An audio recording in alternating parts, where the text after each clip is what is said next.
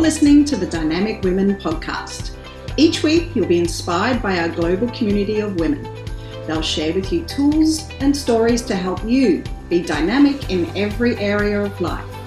He's your host, award-winning coach, and the CEO and founder of Dynamic Women, Diane Rolston.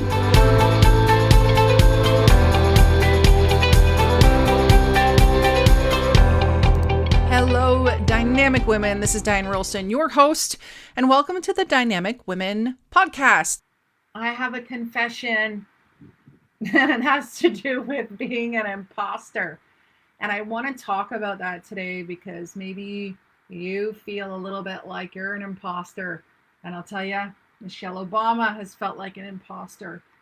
It all comes down to a psychological condition called imposter syndrome. Now, according to the Merriam-Webster dictionary, it is characterized by persistent doubt concerning one's abilities or accomplishments accompanied by the fear of being exposed as a fraud despite evidence of one's ongoing success. That's the truth. There are so many people who are feeling like imposters. So many powerful women who have felt like imposters or currently feel like an imposter. Do you feel like an imposter? So many times in my career, so many times in my life, I have felt like I don't belong here. I don't know if I'm good enough to be here. And the worst is when other people told me that I shouldn't be there. You know, there are times in my life, even when I was a young girl, I was under 12, I was really succeeding and leading the way in soccer. In a specific moment, there was an indoor soccer team, boys team, where they invited me to come and play with them.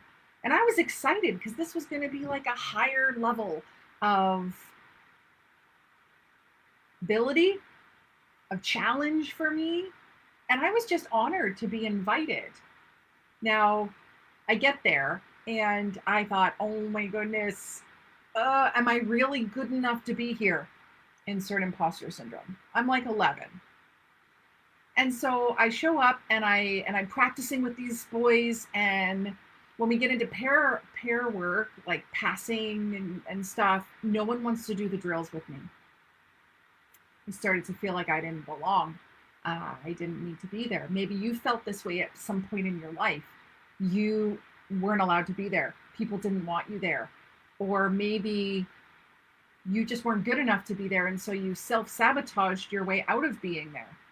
Now, because I was young and I had a little bit of confidence, I was a bit naive to a lot of things. Even though they didn't want to pair with me, I was like, okay, well, I'm still here. I'm still going to practice. And in the end, the coach actually had to put his son with me because no one would pair with me. And murmurs were happening. And maybe you felt this too. And maybe it was the truth, or maybe it wasn't the truth. You thought people were talking about you because you thought they're going to find me out. They're going to find out that I don't really belong in this position, or I don't really belong in this neighborhood, or I don't belong in this group of friends, or I don't belong in whatever it is that you're part of. Now, what happened for me was a lesson, and maybe a lesson for the boys, who knows? But the coach sat everyone down and said, the reason why Diane is here is because she's a really good player. Nothing, no reaction, right? They don't care. Then the next comment was, you should be glad she is here because she's going to help us do well. Again, for their benefit, they don't care. But the last comment was a little bit of a poke to them. He said, and to be honest, she's probably better than most of you here. Well, if you want to have a way to not be included anymore, yeah, that was the way. But hey, at least I knew that I belonged there. But how many times in your life, in your business, have you got to that place of, I don't know if I belong here. I don't know if I can go for that promotion because I'm not good enough. I don't know if I can be in that group of friends anymore because I'm not as cool or as rich or as pretty or as thin or as funny or whatever it may be.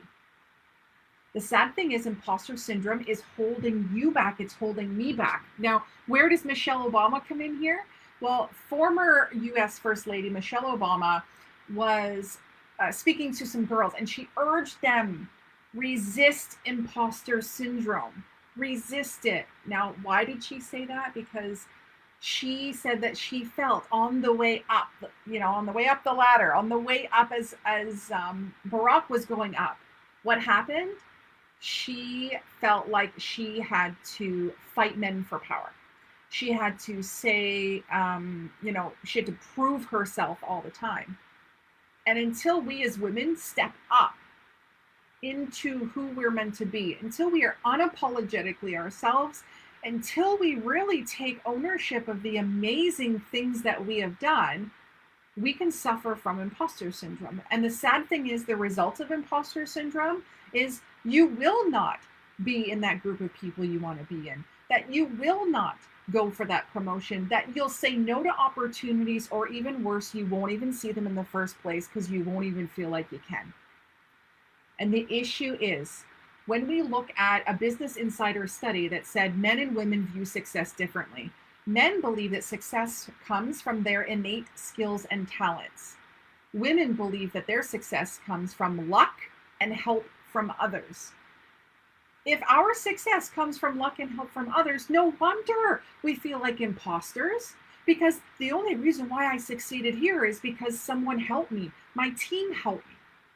I don't know how many times the clients I work with reach a level of success, win an award, and they still turn and they think that they only got there because of other people. Maybe they got there with some help from other people, but not completely. If you run a team yourself, you were the one to lead them to greatness. Yes, you could have great people on your team, but take ownership for and celebrate the things that you did. The other things that are going to happen is, how are we ever going to be paid equally to men if we don't own that we can actually be there? There was another study that I read, I can't quote from where it is right now, but there was one that said something like, a woman needs to have 80% plus qualifications for a role, an award, a position, maybe on a board or in a company. She needs 80% and above to apply, before she'll apply. And sometimes it even takes the urging of a mentor or someone else in the company in order to get her to go forward for it. This also includes when I work with my clients who are speakers, they don't go for certain projects, certain engagements, certain keynotes and conferences because they feel like they're not good enough. So not getting paid the same, not going for opportunities that are the same. And the other thing is, how are we ever going to have more women in high up leadership if we continue to feel like we're an imposter? Now, it's one thing to think, oh, I'm slightly under where I need to be, and that's fine. But it's another to limit yourself. You see, in that same study that I read where 80% of whatever it was the woman had to be in alignment with, had to have those skills, it's only 20% for men. If a man has 20% of the qualifications for that role, that position, that engagement, that board spot, whatever it may be, he only needs 20% to be like, I'm going to step into that.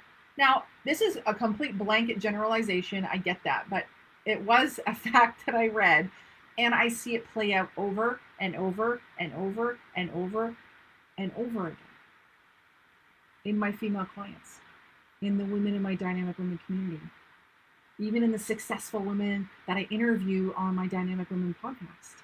The women in these books right here, they still feel like imposters. It often comes from the limiting belief, number one limiting belief, according to the research Brene Brown did, we are not enough. I am not enough. And so I called this, what I'm talking about today, why I'm an imposter. Why? Because every time I push myself to the next limit, I move myself out of my comfort zone, which is something I do all the time. I have that second, that moment of, am I really meant to be here? Have I really deserved this position? And you know what I changed it to? absolute immense gratitude. Wow, how cool. I'm new in my business. This was years ago. I'm new in my business and I'm sitting at a table with these amazing women. Wow, I'm just in the first few years of my coaching career and I'm coaching another coach. Wow, that's cool. What an honor I have, to how grateful I am to be in this position. And I'm constantly presented with the option of choosing the imposter syndrome every time I push out of my boundaries. And the same goes for you. When you level up, you have that chance. Man, am I going to feel like an imposter? But you also have the chance to choose gratitude. You also have the chance to create the most magnificent plan to step into that next level and to feel more confident there. But you need the clarity to know what you need to do to get to that place. You need the confidence to be able to step into it. That includes self-efficacy, self-esteem. And you need a tangible plan. So you can go X, Y, Z, I'm going here, and I'm going to do this. And you need accountability to follow it. So if you ever feel like an imposter, I know those of you listening right now are maybe feeling like you're an imposter in one or more areas of your life. I'm telling you, it's okay. It's totally okay. It's about boosting your confidence then, so that you can own that position, that you can be there and be your most brilliant self there. And so if you haven't yet, I encourage you, join me and a bunch of other imposters, which really means a bunch of other amazing women who are pushing the boundaries on their life, pushing the boundaries in what they're going to do in their business, because they're doing amazing things. Or maybe they're just doing things that they feel in such alignment with. Join me at the Confidence Summit, February 26th and 27th. I'm going to tackle some of the negative effects that come from imposter syndrome, like perfectionism, procrastination, lack of focus, running to the shiny object all the time, lack of accountability. I'm going to tackle these. I'm also going to bring in 13 experts that are going to share their stories, their secrets on how to build confidence and in how they built their business and their life. And the last piece that makes this one of the most unique events, I haven't seen any that have done this, is that you receive a box of items, experiential items, so that you can not only build your confidence by using the tools that are in the box, by learning the tools and techniques that I'm going to teach you, but you get to actually touch, experience the items in the box with the other women. Then jump into breakout rooms with the other women. Because it's not just in listening about being more confident that makes you more confident. It's in the doing, it's in the sharing, it's in the experiencing. So if you haven't got your ticket yet, I'll drop the link in. Please click through. Join me. Let's link arms to fight imposter syndrome. Let's link arms, or come under my wing, or come beside me in another capacity, so that we can have more women in leadership roles. Isn't it crazy that there are more men named John in CEO roles than there are all women combined in CEO roles? Let's change that. So I'll drop the link in there. The other cool thing is we're also partnering with women's shelters. Nova Vita over in Ontario, emergency shelter. We're also partnering with the Tri-Cities Transition House, or Joy's Place, which is in Tri-Cities in the BC area. And we have another charity that's going to be coming on board as well, one that I have worked with in the past, North Shore Family Services, because I believe that we're all just one decision away. Either we made it or someone else made it for us. That puts us in a position where we need more support. So I'm gifting tickets to them as well as partial proceeds. And so I hope to see you there, and let's kick imposter syndrome to the curb, because you and I are not really imposters. We're just holding ourselves back, but not anymore.